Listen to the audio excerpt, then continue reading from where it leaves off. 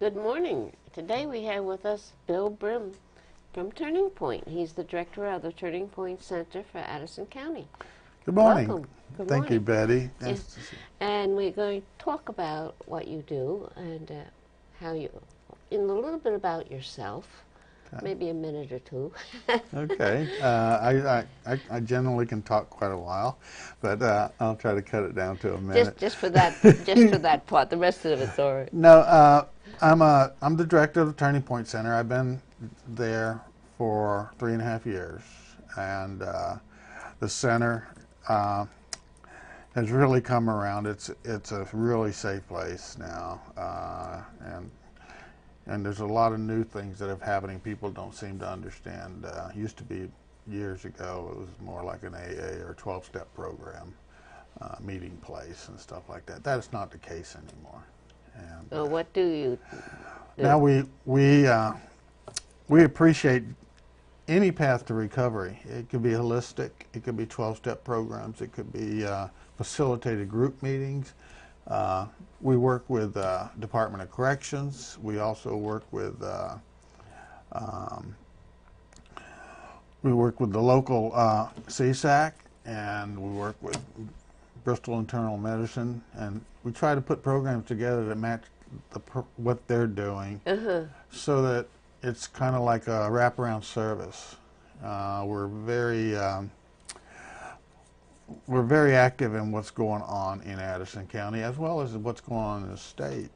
I'm constantly going to meetings and traveling in different parts of the state to keep on top of what the trends are. So you mean this program may move over to another way and then go on and stuff, that sort of thing? Absolutely. You know, some of the programs we have, we don't, they may not, as I call it, get traction, and we'll run them for a while, and if it's not something that is being taken, you know, people are not coming to or whatever, we'll reinvent it and try to make it that. We work with like Bristol Internal Medicine. They're the only organization that provides medication-assisted treatment. So we work with them very closely with our pathway guide, who's a SAMHSA, a Vermont Recovery Network employee, which is a grant from SAMHSA, to work with people that are taking Suboxone and methadone, and it works with their treatment. So we work closely with Emily Glick over at Bristol Internal Medicine and Porter Hospital. We work very closely with CSAC. CSAC. Which is the Counseling Service of Addison County. Yep. We try to we try to align our programs so that it's we're not duplicating efforts. To me, that's that's something very important to me, is to not duplicate efforts. We don't have the fundings is not there's not a whole lot of funding available. There's no doubt about it. There's more than there was, but we don't want to duplicate, and I'm very much for that. I'm an advocate for that. When I go to meetings and stuff, I try to make sure that we're not duplicating efforts, and well, that's important, because you pay for something twice, Well, yeah, it is. Or you fight against each other, and Addison has never been that way. No. Addison County has always been working together. We are, Addison County is wonderful on the way things are going. We meet, I go across the state of Vermont and I see what's happening with places, and there are places that have issues of collaboration. There's no doubt about it. And Addison County, they worked to take care of that problem and work together. It's not perfect. It's not a perfect world, but at least we know it's there, and people work together to try to have. So great. I got a lot of great colleagues in working with recovery here. Now you're working with recovery for what problems? Alcohol or the Turning Point Center of Addison County is a place anybody that has a addictive behavior. Addictive behavior. Yes, ma'am. And you know, we work with their friends and their families also. It's a safe place they can come to. They know when they come there, they're not, well, I try to make sure, they're not going to run into their dealer. They're not going to run into people that are still actively using. I'm very cognizant of what the people that do come in there. We talk, you know, and if it's not the place for that person to be at that time, if they're not ready for recovery, or even in pre-contemplation of recovery, then maybe at a different time in their life they will be. And that's when they should come to the Turning Point Center. You know, we don't like to turn people away at all, but if they're not working on recovery, you know, this is another tool the Turning Point Center of Addison County is. So when they want to decide to not be recovered yet, then you talk to them and tell them what you do, so that when they're ready, they know what you're going to help them with. Absolutely. We have several programs available. We have the Pathways Guide, which I already mentioned. We have Recovery Coaches, which is a one-on-one relationship between a coach who is trained to ask leading questions to help a person through the struggles that might lead them back to using. They meet, like I said, usually once a week, and in some cases a couple times a week, and it's usually about an hour. And they don't do the work for the person. I've always said to people that if I'm doing more work on your recovery than you are, then this is not working right now. No. So by all means, recovery is that person's path. And it's their own path, but that doesn't mean they can't have support from people that are compassionate and understanding. They can come to the center, they can talk with folks that have gone down some of these paths. I'm always available to talk to if they want to come and talk to me about stuff.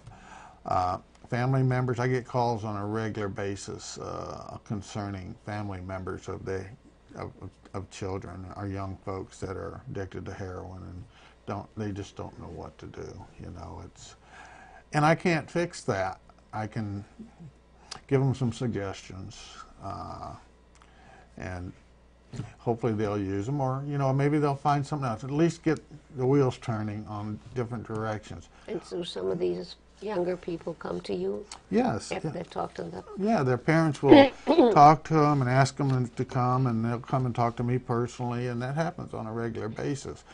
Now, by no means we are not mental health providers, and that needs to be understood. We are peers. We're a peer support organization. We do not do the job that CSAC does. We are not clinicians. We're not psychiatrists or psychologists, but we are folks that you know, have been down some of these roads and stuff. We have volunteers that are not in recovery, but they have worked with folks in recovery and their family members in recovery and stuff like that. And they understand what they're going through. So it's very important that if a person, you know, wants recovery, they do have the mechanism available to them to have support, outside support. Yes. And you know, and it's free. You know, we do get some grant money from the state to run our centers. We're one of 12 centers across the state in a network called Vermont Recovery Network, and they're kind of strategically located across the state. I'm very proud of ours because of a lot of the changes we have made, you know, the people we're reaching. On an average month, we get, and this is duplicated visits, we get about approximately 900 folks walk through that door. You know, they could have been there yesterday or, you know, or whatever, but it's still, and those are folks that'll sign. They don't have to required to sign in or anything. They can just leave a mark, but that helps us keep some kind of track. We don't take names. We don't take numbers. I mean, we don't take names. we don't write down treatment programs. We're not that. That's that's more of a clinical atmosphere. We try not to build any kind of hierarchy.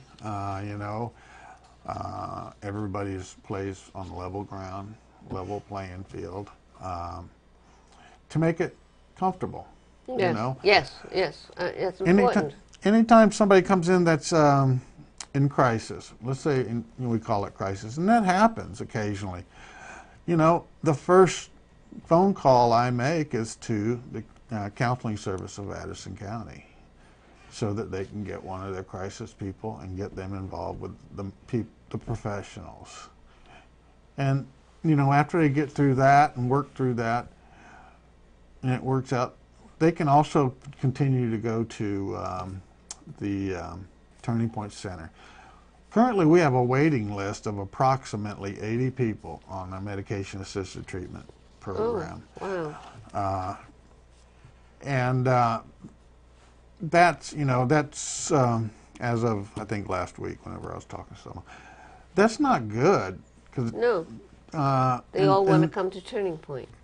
They're available to come to this Turning Point Center, as long as they are not using at the time, they are not currently intoxicated or under the influence, are carrying any drugs or anything like that. And we call that contemplation or pre-contemplation. And they can come and talk with us, while they're waiting on the waiting list. Currently, folks are buying buprenorphine off the street so they can do their own medication-assisted treatment. It's outrageous. And, a lot of that is because of the fact that we have to have providers that are willing to supply this. Currently, Emily Glick and her group over there, Dr. Will Porter and Dr. Wilkinson, they work over in Bristol. But that's, that's an area, they don't have enough. It's hard for 3 doctors to take care of all these patients. Oh, yeah, yeah. And I was talking to a Dr. Brolin years ago when I first started. He said as soon as we open up, start working with medication-assisted treatment, people will start coming to it because they find out that there's a place that they can go. That did happen. Now we got a waiting list. We need to get some more doctors on board, and I think that Porter Hospital is working on that. CSAC is definitely working on it. So this is an issue that we need to take care of, and people need to have the ability to have this as part of their recovery toolbox. Not everybody wants to be put on Suboxone, or should be put on Suboxone, or stuff like that, or other medication, methadone, but it's available. But if it's available, but it's not available, like they have to wait. The time to get somebody is whenever they're ready for the recovery. Yeah. You make that decision. A person that's addicted to something, they make that decision. They need to have the wraparound services available to them right away. Right away, because a week late, next day, they might not be in that position. They might not be in that place. So I advocate, very frankly, a lot of times, and it's not against any of the folks in our community. It's just the issues that we do, we are dealing with. People are dying from overdoses. We give out Narcan at our center, which is an naloxone. It's an opiate antagonist. What it does is that you spray it up their nose if they've stopped breathing or they're breathing very shallow, and it will reverse the effects of an opiate. I was reading something this morning from on the Digger, Vermont Digger, and it just reminds me to tell people that yes, people are unconscious. They don't even know what's going on whenever they get this medication, and sometimes they're a little bit combative. So I've been given it. I've been a paramedic since 1979 in Central Florida. I've been given Narcan since 1979, in Central Florida. And so 2 years ago, the state decided to fund a pilot program, and there's certain sites across the state, I think there's 10 places, that people can pick up Narcan for free. And we are one of the sites. And it's great because if you see somebody, there's also a Good Samaritan law attached with that, which you had. I was involved on that. Yes. Yeah, you were, and we appreciate that very much because of the fact that when people, there were times people would leave victims that are having an overdose in the parking lots or in the parking lot of a hospital or an emergency room entrance, and then drive away. They would leave them in an apartment and leave because they were afraid that there would be an issue, that they would be arrested. Yeah. And with this Good Samaritan law that you guys, that just the legislature put into place, it protects the folks, and it also saves lives. Yes, it really does. Yeah. Like I said, I've been given it almost all my career as a paramedic, and. But there's another Good Samaritan that happened years ago.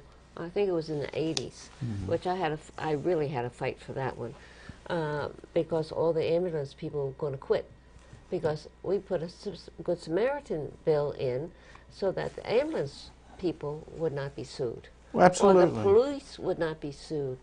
Or I saw somebody, or my husband did, with a log across their chest, lifting it off, and then I would be sued, because so we did that a long time ago. So this was just an addition to that. So that was good. It needs to help.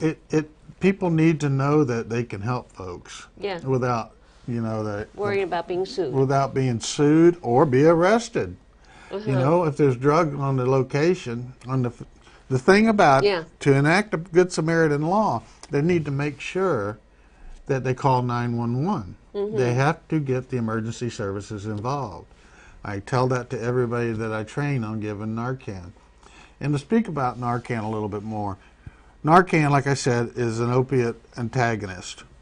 What does that mean? Well, it fights the effects of opiates. Okay. An opiate agonist is something that mimics what your body already produces, like norepinephrine, dopamine. And so that's the receptor sites that opiates go to. Opiates and opioids, which opioids are synthetic opiates. So what happens is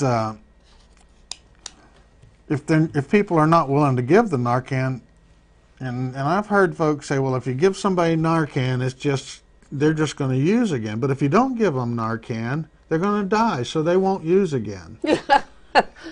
That's not funny. It is not funny. Not funny. But I hear that, and it's not true.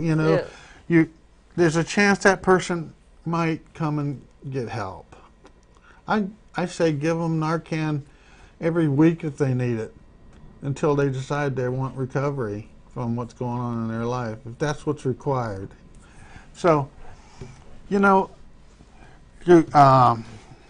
our future for the Turning Point Center, we're growing, we're getting busy, and I've already talked a little bit about that. We're looking at a new place, and we'd like to add another service to it, and that would be called Recovery Residence.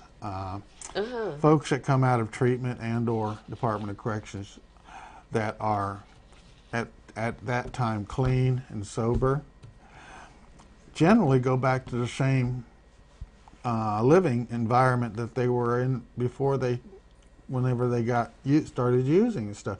It's like a rotating door. So then they get hooked again, they go back to treatment, they come back out, they get hooked again, they go back to treatment.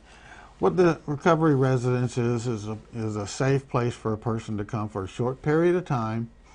Very strict rules they have to follow to even be there. But it's a place that, and they have to be involved in their recovery. They have to. These are the requirements of being there. And they want to do that. And they want to do it. If they don't, it's just available. That's something Addison County does not have. Yeah, yeah. And so it's one of the two things that, I don't know if you remember Jim Hullfish. He used to work for CSAC. Great guy, Me and him used to talk, and he said, one of the two things that we need is medication-assisted treatment, and we need recovery. People would call them sober houses or whatever. I would rather say call it a recovery residence because of the fact it's the stigma attached with, people thinking sober house. And, it's going to be a regulated place for people to stay. I would say, I personally would think it would be better than some of the issues I hear concerning the apartment complexes, where folks are having problems because there's strict rules to stay there, and there's no drugs, no alcohol, no, stuff like that. So we're pushing to do that. We have to move anyway because our lease is running out. So why not add to our services and to help the folks of Addison County? Now they come from sometimes prison. Which Yes, they do. Costs $56,000 a year or so, or more. And we are talking. We do talk. I go down to Rutland every month. I didn't go today because I had a meeting with you. But the reentry program, I work with them at Department of Corrections out of Rutland, and they have folks that come back to Addison County. They have folks they're holding in jail down in Marble Valley. They've done their time, and they're ready to be out. The reason why they're in there a lot of times has to do with drug issues anyway, and so they need a place that they could for a short time to get on their feet, stay in their recovery. And so I'm going to work with them also. Any treatment facility, anybody. Somebody walks off the street and they're new in recovery, and they want a place to stay. We are going to have a sliding fee. It's just got to, because we got to pay for the extras, that we're going to have. But we haven't decided on that yet. Now, But a lot of this stuff is still up in the air now. Yeah. So people shouldn't get excited about it. I'm going to be submitting it to this town, which I've already talked to, and I've got letters of approval from folks in the community that are on our side. And it's just something Addison County needs. Oh yes, it certainly does. And yes. it's not something they should be afraid of. No, it should be something that would help folks that are in recovery and not. Do you help them get a job? Huh? Do you help get them a job? We do with that. Recovery coaches, they'll be attached to a recovery coach. The recovery coach works with them to find jobs. They work with them on living skills, life skills, situations that would that a lot of young folks and older folks now we're finding out that they have, they started using whenever they were in their teens or early 20s. Yeah, and their brain kind of shut down. I'm by no means a neurologist, but I can, they kind of shut down to learning basic living, being able to live, how to write a check, how to balance a checkbook, how to Pay your bills and pay your bills and stuff like that. Yes, these are things that the recovery coach would take care of, would be working with. Well, that's important, because if you don't pay your rent, or when they get out, they're going to have to get some place to live. So they need to do that. Well, one thing I'd like to finish out with, I know there's that 5 minutes. We got William. 5 minutes? Yeah. Oh my goodness. It went fast. My wife would tell me that I can't say something in 5 minutes. But the Turning Point Center we are having to move. and we need support from the community to make this move. And when I say that, we need monetary support. It's not an easy thing to do. We've been in the Marble Works now since 2006. It served its purpose. We're not being thrown out. Our lease is running out. You know, we're a good tenant. But we would like to move toward getting our own place and providing more services and working more closely with our colleagues in the recovery field. And I think, you know, I just reach out to folks of Addison County and Middlebury, and you know, which is Addison County, but folks to please donate to us to this move. So how do they do that? Well, they can. Right to Turning Point at Turning Point Center at we're located at, our P.O. Box is 405 Middlebury, Vermont 05473. yeah, And 405 you said. yes, ma'am. Okay, Post Office Box 405. And or they can come by or give me a call, talk to me if they have any questions. We have the availability to work with trusts and funds and stuff like that too. So your help would be greatly appreciated. Yeah. And you know, Yes, and everybody who is helped would appreciate it. And these people who want to get out of jail, who've served their terms, deserve it's not to have fair. It's not right. To first me, of they're all. paying $56,000 a year to stay in jail when they don't have to. Maybe the prisons should be able to pay part of the. Yeah. We I would don't be know. in you know, kind of a contract with the Department of Corrections. Yeah. We're trying to work that out. All that stuff is, you know, free flowing right now. But Yeah. it's a start, and it would add to the programs that we currently have. If anybody has any questions at all, my door is always open. I'm not always there, but the door is always open. Just they can call and see if I'm in, and we can sit down and talk about it. And, you know, volunteers, we're always looking for great volunteers, you know, compassionate people.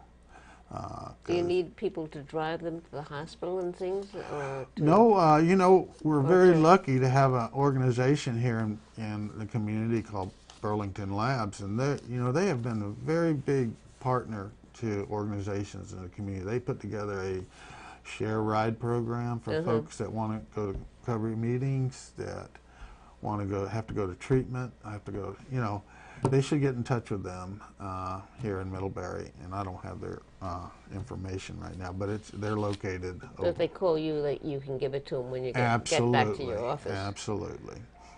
But please, if there's any ideas, any questions, people are not sure about things, let's talk about it. You know, everybody, I can't say everybody, I would say 98% of the people out there listening and all the rest of them know somebody that has an addiction issue or knows a family member, a friend, or knows of a friend, and what the devastation that causes. And so you've had a lot of people come and stay sober. we have, you know, it's not as great as we'd love for it to Sober be. from not Right. only alcohol, but drugs. And it's hard for us to really, since we don't take intakes or discharge forms and stuff like that, because we don't take people's names, that is a hard number to track. Yeah. So, Thank you for coming Yeah. and talking to us about. We've talked about this before, yes, ma'am. and thank you for watching. Bye bye.